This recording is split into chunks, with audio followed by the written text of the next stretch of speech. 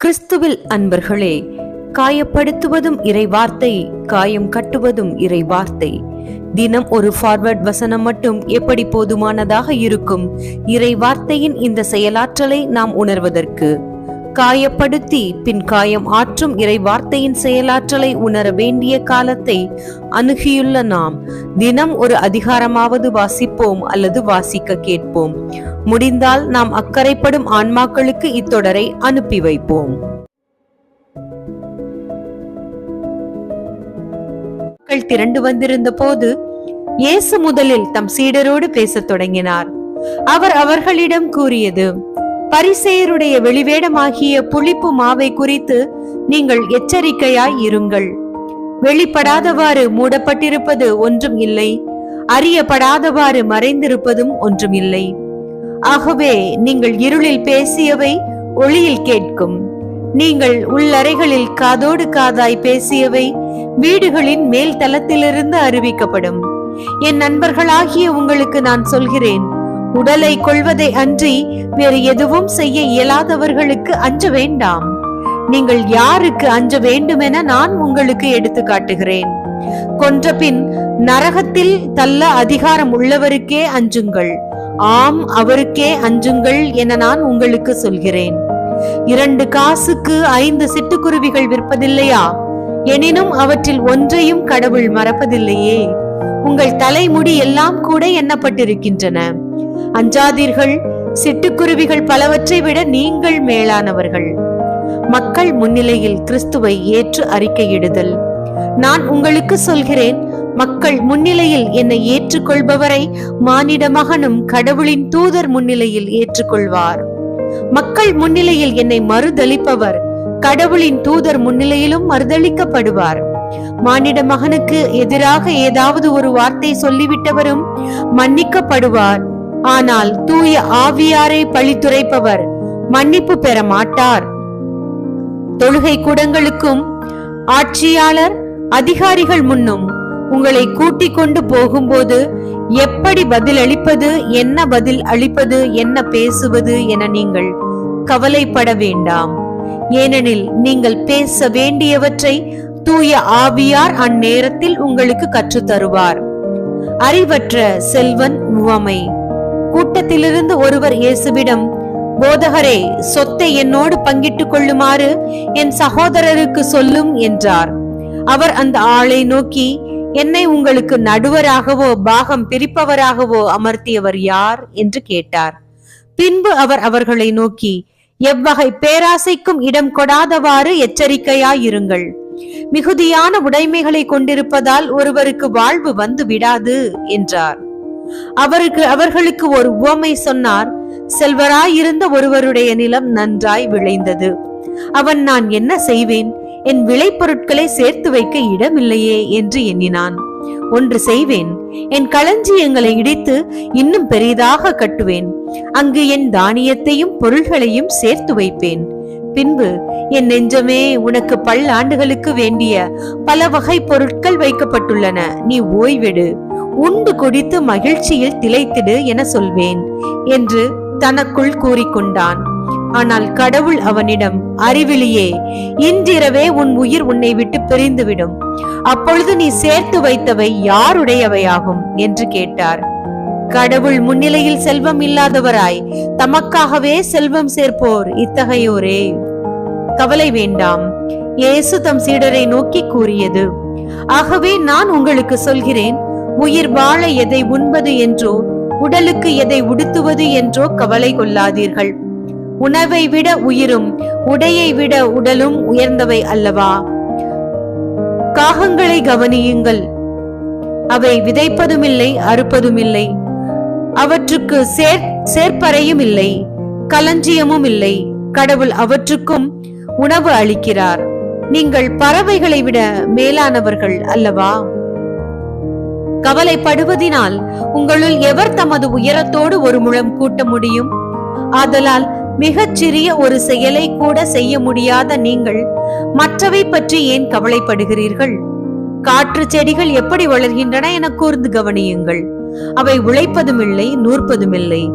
ஆனால் சாலமோன் கூட தன் மேன்மையிலெல்லாம் அவற்றில் ஒன்றை போல் அணிந்திருந்ததில்லை என நான் உங்களுக்கு சொல்கிறேன்.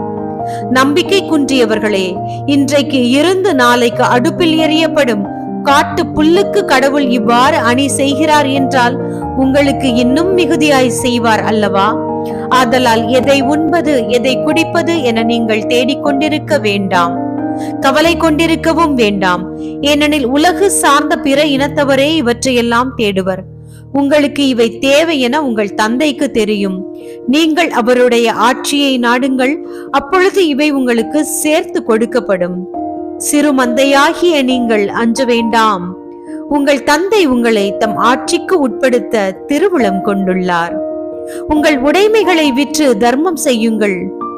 இற்று போகாத பணப்பைகளையும் விண்ணுலகில் குறையாத செல்வத்தையும் தேடிக்கொள்ளுங்கள். அங்கே திருடன் நெருங்குவதில்லை, பூச்சியும் அரிப்பது இல்லை. உங்கள் செல்வம் எங்கு உள்ளதோ அங்கே உங்கள் உள்ளமும் இருக்கும். விழிப்பாயிருக்கும் பணியாளர். உங்கள் இடையை வரிந்து கட்டிக்கொள்ளுங்கள். விளக்குகளும் எரிந்து கொண்டிருக்கட்டும். திருமண விருந்துக்கு போயிருந்த தம் தலைவர் திரும்பி வந்து தட்டும் போது உடனே அவருக்கு கதவை திறக்க காத்திருக்கும் பணியாளருக்கு ஒப்பாயிருங்கள். தலைவர் வந்து பார்க்கும் போது விழித்திருக்கும் பணியாளர் பேறு பெற்றவர்கள். அவர் தம் இடையை வரிந்து கட்டிக்கொண்டு அவர்களை பந்தியில் அமரச் செய்து அவர்களிடம் வந்து பணிவிடை செய்வார் என உறுதியாக உங்களுக்கு சொல்கிறேன். தலைவர் இரவின் 2ஆம் காவல் வேளையில் வந்தாலும் 3ஆம் காவல் வேளையில் வந்தாலும் அவர்கள் விழிப்பாய் இருப்பதை காண்பாரானால் அவர்கள் பேறு பெற்றவர்கள். எந்த நேரத்தில் திருடன் வருவான் என்று வீட்டு உரிமையாளருக்கு தெரிந்திருந்தால் அவர் தம் வீட்டில் கன்னமிட விட மாட்டார் என்பதை அறிவீர்கள். நீங்களும் ஆயத்தமாய் இருங்கள், ஏனெனில் நீங்கள் நினையாத நேரத்தில் மானிட மகன் வருவார். அப்பொழுது பேதுரு, ஆண்டவரே, நீர் சொல்லும் இந்த உவமை எங்களுக்கா அல்லது எல்லோருக்குமா என்று கேட்டார். அதற்கு ஆண்டவர் கூறியது, தம் ஊழியருக்கு வேளா வேளை படியிழக்க தலைவர் அமர்த்திய நம்பிக்கைக்கு உரியவரும் அறிவாளியுமான வீட்டு பொறுப்பாளர் யார்? தலைவர் வந்து பார்க்கும் போது தம் பணியை செய்து கொண்டிருப்பவரே அப்பணியாளர். அவர் பேறு பெற்றவர். அவரை தம் உடைமைக்கெல்லாம் அதிகாரியாக அவர் அமர்த்துவார் என உண்மையாக உங்களுக்கு சொல்கிறேன்.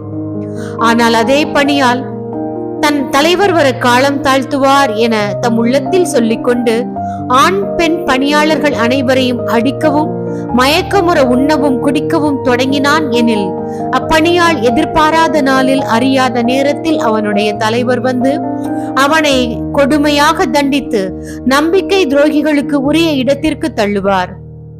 தம் தலைவரின் விருப்பத்தை அறிந்திருந்தும் ஆயத்தமின்றி அவர் விருப்பப்படி செயல்படாமலும் இருக்கும் பணியாள் நன்றாய் அடிபடுவான். ஆனால் அவர் விருப்பத்தை அறியாமல் அடி வாங்க வேண்டிய முறையில் செயல்படுபவன் அவரது விருப்பத்தை அறியாமல் செயல்படுவதால் சிறிதே அடிபடுவான். மிகுதியாக கொடுக்கப்பட்டவரிடம் மிகுதியாகவே எதிர்பார்க்கப்படும். மிகுதியாக ஒப்படைக்கப்படுபவரிடம் இன்னும் மிகுதியாக கேட்கப்படும். பிளவு ஏற்படுதல். மண்ணுலகில் தீ மூட்ட வந்தேன், அது இப்பொழுதே பற்றி எரிந்து கொண்டிருக்க வேண்டும் என்பதே என் விருப்பம். ஆயினும் நான் பெற வேண்டிய ஒரு திருமுழுக்கு உண்டு. அது நிறைவேறும் அளவும் நான் மிகவும் மன நெருக்கடிக்கு உள்ளாகி இருக்கிறேன். மண்ணுலகில் அமைதியை ஏற்படுத்த வந்தேன் என்றா நினைக்கிறீர்கள்? இல்லை, பிளவு உண்டாக்கவே வந்தேன் என உங்களுக்கு சொல்கிறேன். இது முதல் ஒரு வீட்டிலுள்ள 5 இருவருள், இருவருக்கு எதிராக 3, மூவருக்கு எதிராக 2 என பிரிந்திருப்பர். தந்தை மகனுக்கும், மகன் தந்தைக்கும், தாய் மகளுக்கும், மகள் தாய்க்கும், மாமியார் தன் மருமகளுக்கும், மருமகள் மாமியாருக்கும் எதிராக பிரிந்திருப்பர். காலத்தை கண்டுணர்தல். இயேசு மக்கள் கூட்டத்தை பார்த்து, மேற்கிலிருந்து மேகம் எழும்புவதை நீங்கள் பார்த்ததும் மழை வரும் என்கிறீர்கள். அது அப்படியே நடக்கிறது. தெற்கிலிருந்து காற்று அடிக்கும் பொழுது மிகுந்த வெப்பம் உண்டாகும் என்கிறீர்கள். அதுவும் நடக்கிறது. வெளிவேடக்காரரே, நிலத்தின் தோற்றத்தையும் வானின் தோற்றத்தையும் ஆய்ந்து பார்க்க அறிந்திருக்கும் போது இக்காலத்தை நீங்கள் ஆய்ந்து பாராமல் இருப்பது எப்படி? எதிரியோடு உடன்பாடு செய்து கொள்ளல். நேர்மையாளர் எதுவென நீங்கள் தீர்மானிக்காமல் இருப்பது ஏன்? நீங்கள் உங்கள் எதிரியோடு ஆட்சியாளரிடம் போகும்போது வழியிலேயே உங்கள் வழக்கை தீர்த்து கொள்ள முயற்சி செய்யுங்கள். இல்லையேல் அவர் உங்களை நடுவரிடம் இழுத்து கொண்டு போக நடுவர் உங்களை நீதிமன்ற அலுவலரிடம் ஒப்புவிப்பார். நீதிமன்ற அலுவலர் உங்களை சிறையில் அடைப்பார். கடைசி காசு வரை நீங்கள் திருப்பி செலுத்தாமல் அங்கிருந்து வெளியேற மாட்டீர்கள் என உங்களுக்கு சொல்கிறேன். கிறிஸ்து வழங்கும் வாழ்வு தரும் நற்செய்தி. கிறிஸ்துவே உமக்கு புகழ்.